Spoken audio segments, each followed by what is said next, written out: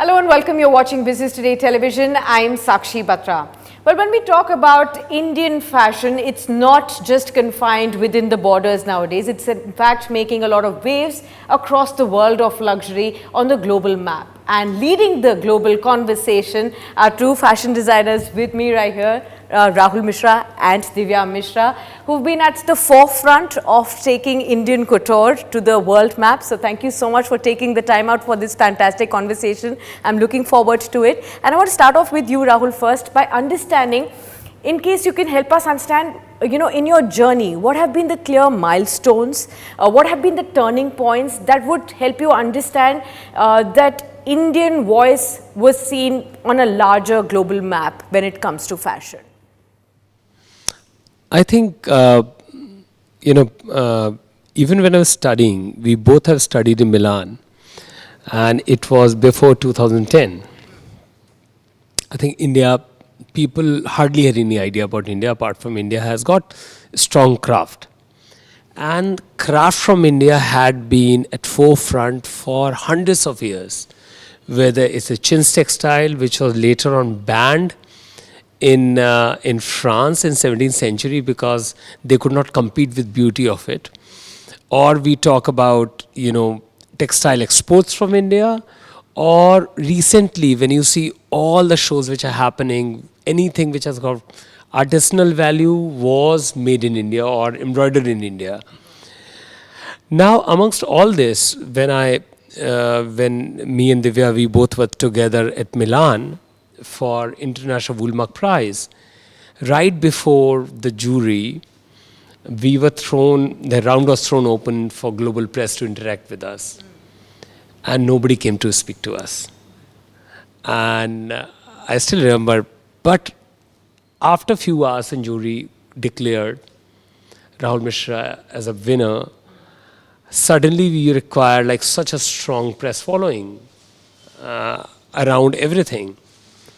So that is something which has changed at that point in time. Then it took us from 2014 till 2025, almost like 12 years of journey of doing numerous ready-to-wear shows, doing more than 12 haute couture shows. And 2020, when we became first Indian brand to be part of haute couture calendar, I was wondering, India is known to create couture. India is known to create best embroidery. Why it has to be, it has taken so long. Yeah. So in that way, the India, which was always, I would say, almost like service provider to create luxury, which was almost outsourcing station to outsource hand embroidery luxury. Now I think it's a time India is becoming author of luxury also at the same time. Not just creator of luxury, India will also show the world how clothes are made, how they are supposed to be made, rather than somebody else telling us that, oh, this is how you embroidered it, this is what we have selected, and you have to just do workmanship. India is writing its own story on a global stage. Divya, if you could mark, a lot of aspects when it comes to people, describing both of you as the flag bearers of Indian luxury on a global stage. What does it mean to you personally when you go on international stages like Paris Fashion Week and, represent Indian culture, Indian luxury for that matter? Well, Sakshi, we are very fortunate to have taken this stride, and early on our careers, we didn't have to wait for 25 years. God's been kind to us, and it's the hard work and the support of the communities and the crafts clusters we have been working with tirelessly from many years now. It's just not so many years, but whatever we have achieved is with the common force, it's just come together. As we say, it's just not two people who is running the brand, it's the organization which is getting run by two heads, and of course there are a lot of support staff and system and things in place. And when we go on the global stage, very early on we have been embraced by the European, one of the best in the world, the finest, the Federation, the French Federation has been kindly, and it's all by merit. There is, it's only by invite, and we have been fortunate enough to be part of the first very steadily ready to wear calendar, and now the haute couture. And yes, it has led many examples for the new generations, the new brands to come and follow the path with little better confidence and self-belief in the Indian, what we believe into, what the brand can bring out of the country to the global stage. Absolutely. So Rahul, help me understand, when it comes to the challenges that Indian brands still faced on a global stage, are there still any challenges that they face vis-a-vis the international brands to showcase themselves as on an equal footing? So, for example, in Paris, our show happens right after Christian Dior, right after Dior Haute Couture show, and that's a calendar. So, obviously, you're talking about a brand which is almost like $15 billion in turnover, and our business size is minuscule, like compared to that, because that's what the global heft brings to you. And the shows are all about larger than life production. Shows are all about creating the best possible voice. And also, as a designer, your embroideries or craftsmanship cannot just win you battle, because every second outfit which is showcased at Haute Couture is actually made in India. So, in that way, authenticity of storytelling becomes really, really important. And I must also share this, as Indian designer or even sometimes Asian designers or from Southeast Asia, you have to work that extra hard. This is always has been a kind of cliche thing that like talent from Europe probably is far more gifted and far more creative. So we have to showcase that extra thing, like when you see nowadays in global press, our last collection, to make it happen that our image comes as number one or something like that, or to get those kind of covers, we have to go extra mile to create something which is never seen before. Fantastic. Do you still feel the strongest differentiator for us in India is our own craft, our own traditional techniques that we use to make designs, or is it something more than that? So that's what, Sakshi, how will we be Indian if we don't believe in Indianness? And how does Indianness comes is with our age-old textiles and the craft techniques and the embroidery, the karigari which we carry proudly on the shoulders. Why will a brand from India want to be a duplicate of a European or an American or a Japanese brand? A Japanese brand will thrive on the Japanese culture, then it is Japanese. Similarly, when we go as the flag bearers from the country, we definitely have this legacy which we carry, which is the beautiful Indian craft, the crafts and the embroideries which we take forward. Absolutely.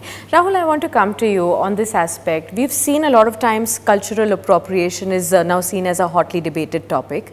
International brands have often historically also drawn from Indian culture, sometimes without acknowledgement as well. Has that pushed a lot of Indian designers to now claim the space, be vocal about it? How are you really dealing with all of that at this point in time, and what would you guide to the Indian designers at this realm? I think I have to bring a lot of attention onto the idea of IP, intellectual property.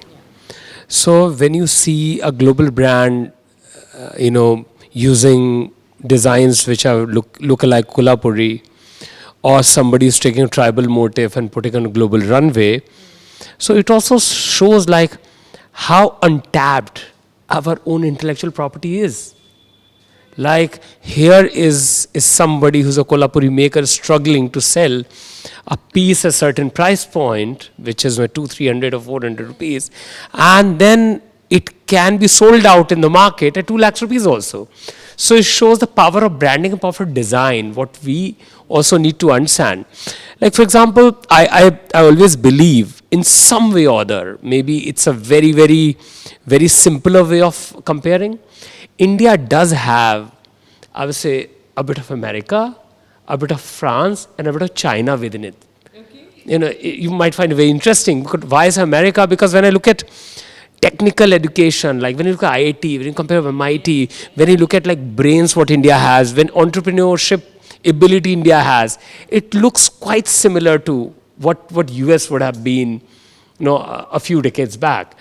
Then India does have craftsmanship appreciation, savoir-faire, what France is known for. India does have everything.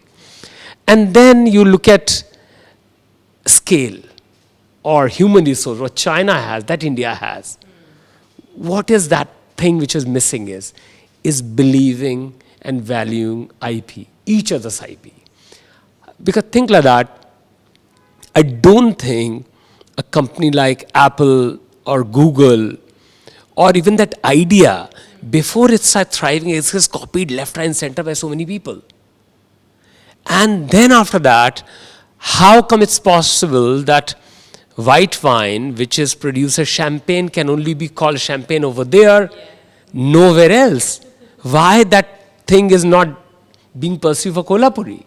Why that thing is not being perceived? Because what is happening today, handloom is being copied by powerloom in the same way. Or Kanjivaram motif is being applied by Banarsi and vice versa. So till the time we don't start valuing the IP of every region, we do not start, and that is where the real. So for example, we have done this, we went to court about this, where what we have created, a tigress motif, we have used it for a Paris runway, late 2022. We have designed it, and 23 we did a show with that. And then after that, there was a sourcing by Mark Zuckerberg, where he has bought one T-shirt which he wore while he was visiting for Vantara, at the Ambani wedding. And then after that, what we found after a few months, computer-made machine embroidery copies everywhere.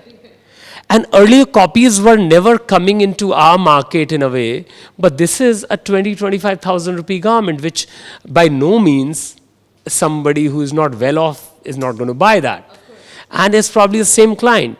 But the embroidery cost alone was around 60,000 rupees on that. So then you start seeing all these copycats, they are also able to get the validation of celebs by gifting them or making sure they wear it on social media or on Netflix shows or things like that. So this was something which was like really painful, because we would take really long to do hand embroidery again and again. It's not just taking the IP from us, it's also taking away opportunity from our embroiderers, from people. I will just give example like that Zendaya, the sari which she wore. That sari was sold, and it was made in a small village called Bonpur in West Bengal. That sari had created close to 150 to 160 lakh, 1.6 lakh working human hours of employment. So which sums up to almost like 20,000 days of work it has created for people. Now, when you have even IP like that getting diluted, it's also opportunity lost for the workers. So I really feel, and think like that, when you're in Paris, you cannot even carry a fake luxury brand bag at the airport also. There's a simply a big authority, that's how law has evolved. So I'm sure about it, as we keep going in the direction, there are going to be more rulings, more evolution which law is going to see, and we all will start protecting our rights and at the same time respecting others' rights at the same time. Absolutely. Divya, talk to us about, and both of you can probably share, your experience with launching your biggest flagship store in Mumbai. That's been the talk of the town, and you can also help us understand what's been the response of late. Tell us, how does it align with your own philosophy of designs? Also help us understand, what was the idea behind it, and how, are you seeing it on a global stage as well? Because, you have seen some of the biggest brands and the biggest flagship stores. So how do you see that in comparison to the international stores? Well, every brand has its journey, so our brand has been existent from past many years, like over 15 years now, and we have traveled through various creative collections, we do preserve our archives, samples, design processes, the inception of each creative concept from sketchboard to how the creative garment has actually come up and seen the daylight and gets on the body of, the people who are buying it, wearing it, sourcing it, going on the global stage. But there needed a place curated well for the design process, because Rahul Mishra brand, the global brand, is a very design process oriented, because as I don't know if many know that we both are graduates of National Institute of Design Ahmedabad, and we're very proud of it because it's a college that pioneers into the design processes. One of the first logos of say SBI, Air India, or the Mint that uses for the currencies, all these graphic design, it all comes out of our college. Wow. So we have to, that runs in us, the design process. All the products, concepts, narratives needed to get a space, a golden space for themselves to project and showcase, take the people through who are interested to know the brand journey and see how a design can meet a fashion word. Rahul Mishra and Rushad Shroff came in together. It was Rushad's lovely, beautiful idea of putting it through like Museum of Rahul Mishra. Yes. And we very fortunately found a space in Bombay, Fort area, that could house, it's almost 7,500 square feet, which can house various steps and the intimate motifs, right from the insects to the forms and shapes from different collections. And how, if you enter the space, you can get the whole feeler of it, and you are inside an original, design space of the brand. So it's not, the design is not borrowed from any other space, but it's very DNA, very reflective of what the brand Rahul Mishra is, Absolutely. even in their Indian clothes or the Western clothes. Absolutely. Rahul, would you like to add something? So I have to share this, just bringing another topic, like recently you must have seen bags which are launched by the brand. So Rushad had created a space which carry forward Rahul Mishra universe on the wall, on the space, on the feeling of it.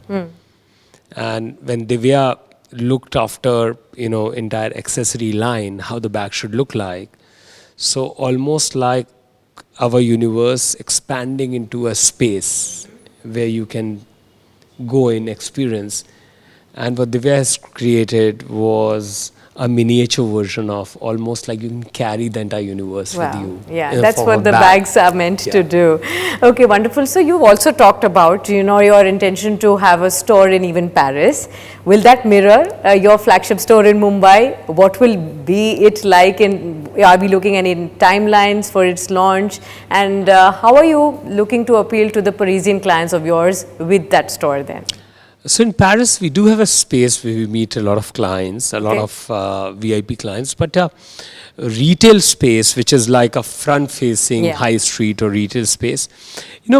Obviously, we are in talks with a couple of spaces right now, but giving a timeline, especially for retail, is most difficult thing. Why I say it? Because till the time, even after you sign up also, the making of space also takes really long. Like this Mumbai store also almost got postponed by 7 months. And in Delhi also we were looking at some places, but we are yet to finalize, sign a property.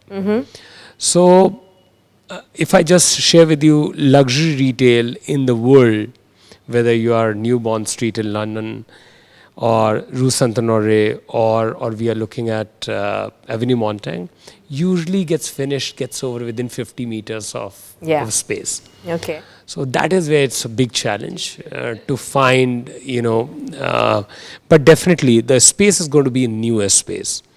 Whether we do a Delhi or Paris or London, anywhere, or the feeling is again going to surprise you. So we are not going to replicate same store ever. Okay, it has to be different. But it will continue with a feeling, almost like continuation of the dialogue. Amalgamation of newer things which will come across, by that time. So newer things would mean what? I mean, as Rahul Mishra, after clothing and bags, what else do we see from you? Accessories?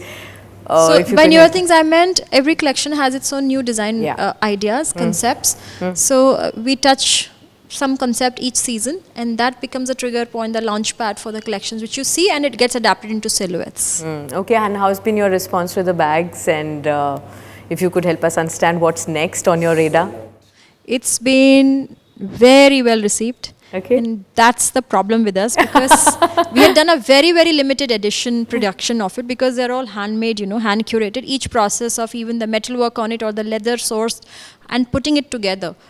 So we didn't go into the mass production of it, because couture cannot be mass produced. Sure. Each piece is hand done. And now we have a wait time and a booking time for these bags. So now we are just straightening out some infrastructure. Could you tell us how much time? So I think ideally, if I say like, even obviously it was limited quantity, it was like around, I would say 10 to 20 pieces per style which you produced. So we don't want to also go out in that production. We don't want anybody to carry two similar pieces, when you're going to meet somebody. But timeline wise, we are looking at 4 to 6 months of time right now, because we are also looking at expanding a bit of infrastructure, everything for that. And so we were very, very humbled, very, very, some of the pieces single person has taken two. Oh, okay. Wonderful.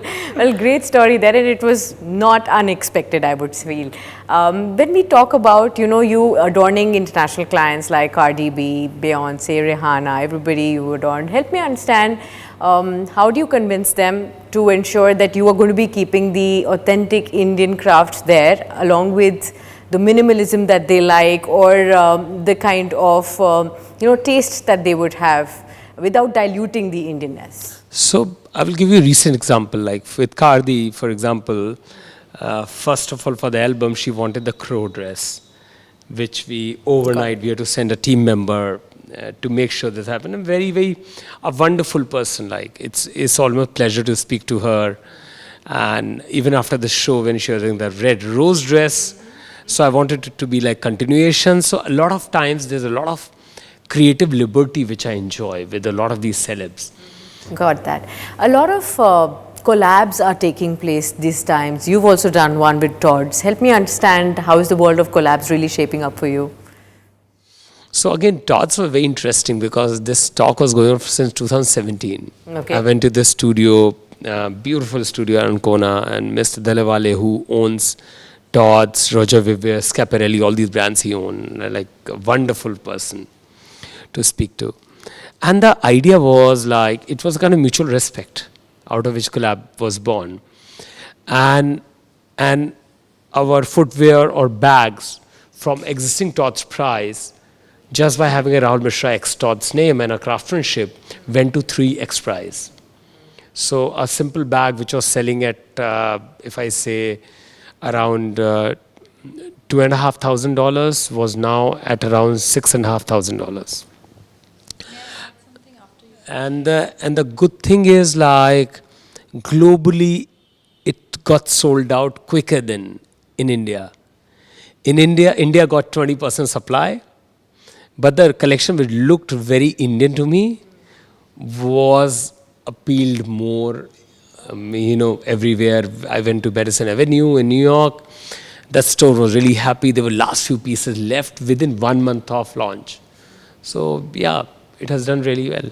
Sure, Divya. So for us, what I have realized getting through collabs, and there will be some 2 more beautiful collabs, international collabs, which we will be launching this year and next year, is also you're getting 2 powerhouses or 3 powerhouses coming together to amplify and push the brand, the marketing.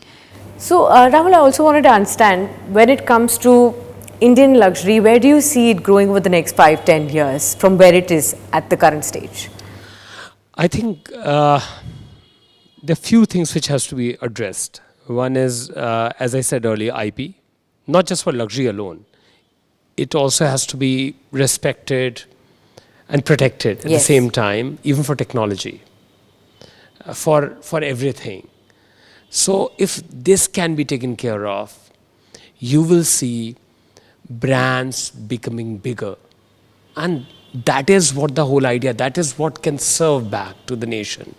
Think like that, 10 IT companies, maybe unicorns, but not making profits, competing in the same market where for 10 years of time, it's not doing anything for the nation because there's no tax, because you are loss making, etc. So I really feel once people understand their space, they start understanding IP, it becomes much, much better. I think in that way, our craft IP is huge. India does have every 500 kilometers, there's a new craft, which ought to get global attention, ought to have its own branding, its own journey.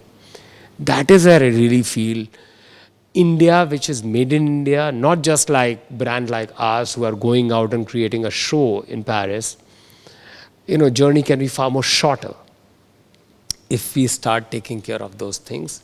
And I'm sure about it, 5 years down the line, we are going to have a few billion-dollar brands coming out of India, serving people, serving nation at the same time. That's wonderful thought. Divya, if I have to understand from you, from brand Rahul Mishra, what do we expect over the next 5 years, 10 years? You're already, succeeding at many global stages, international stages. What is the vision that you have for the brand? I will say the one part, and I think the second part is very close to Rahul's heart, and that will come out of his own, how he wants to present. So of course, the next organic steps for our brand is to develop the verticals on the product line, which is the bags, the accessories. Of course, I'm not going to be cliche by saying beauty and all that, but these are the natural product driven, the industrial design driven product verticals which we are focusing on, and already R&D has started. Okay. As they were saying, it's all a human capital, I always say. I think most of the time when you look at luxury is often defined by marketing, advertising, and retail theatrics. And we all are just looking at that. But for me, real distinction of luxury is how you're making things, how the product is being made. So in that way, we want to create world's best studio, somewhere in mountains, somewhere in India, which is going to have tens of thousands of people working together for the common idea, taking care of each other, having, in a way, wonderful, inspiring time, where I really feel education for all children should be free and everybody should come and study together. And whatever you want to pursue in your life, that place should support you. It's almost like creating a village, creating a utopian world. And this is something which I have been trying to sell it to Divya so that both of us can start working together. Luxury with a purpose is something that you would want to... I would say almost like Roundshire Studio meets NID meets Shantiniketan. Oh, okay. Something which is rich in culture. Yeah. Something which is rich in purpose. Because for me, like for both of us, the idea of luxury can be very easily defined by the simple quote with the Gandhian quote. Yeah. Think of the weakest person you have ever come across. Whatever step you take in any direction, what use that person is going to draw out of it. How the person is going to gain his own swaraj out of it. So we have to make a garment. And a purpose of making a garment is often what process you want to follow. When slower the process, more participation happens from embroiderers, from our people. And then in the end, the product is born. So what entire world is appreciating is right now is a result of 3 steps which are deeper in our universe's philosophy. Fantastic. Well, it's a conversation that can actually go on, and there are so many topics to discuss, but we'll draw it to a close for now. Thank you so much, Rahul and Divya, for sharing such wonderful insights. I wish you all the very best and many more successes to come as well. And may the brand India continue to shine bright on every global stage that you take it on to. Thank you so much. Thank you. It's a pleasure to be part of the show today. Thank you so much. Thank you.